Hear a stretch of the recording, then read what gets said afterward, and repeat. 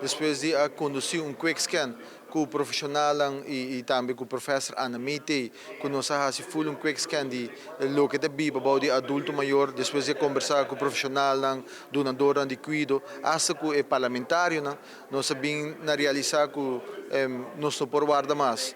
Tema não culpa anos, agora negligenciar, agora que nós não podemos guardar dia mais. E agora nós sabemos de tema aqui, nós sabemos de vivenda, nós sabemos de mobilidade, nós sabemos de bem-estar e cuido e à vez representação. Esse aqui é o tema que nós vamos enfocar durante o foro aqui e à vez também nós vamos dar ênfase sobre demográfico com esse aqui que move de nossa comunidade também. Esse aqui nós invita uma série de profissionais, tanto oradora internacional, mas também local, para elaborar o tema aqui e na final do dia, depois de 2 dias de fórum, conjuntamente com cultura e grêmio, tanto o grêmio de donador de trabalho, mas também o sindicato, para que chegue a um convênio nacional, que está carregado de todo partido, que forma parte do fórum aqui, para que nós vamos começar a implementar o manejo e delta plan que nós vamos apresentar também durante o fórum.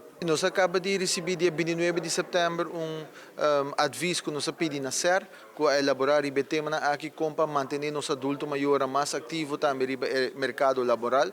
Agora que na primeira que outros semanas aqui lo vou apresentar durante o Conselho de Ministros e uma vez aqui está apresentado no Conselho de Ministros, nós lo fazemos aqui público também, para que também forma parte do manejo que nós estamos fazendo. Senhor Hugo, vou dar o martelo na cabeça de clavo sobre também o que é bem de lá de quick scan que é gasto de cuido. O governo só não pode carregar mais, o fundo social tampouco não pode carregar, o adulto maior e também a família não pode carregar isso aqui mais. Pensei que nós também para que do fórum aqui para que analisar junto com nós também seguir para adiante, com atender com tanto a parte de cuidado, mas também o bem-estar. E o que nós também apresentar que está diferente e como ter enfoque, uma perspectiva e requerir enfoque, uma perspectiva de cambio, está com nós também de enfoque de medicalização para enfoque social.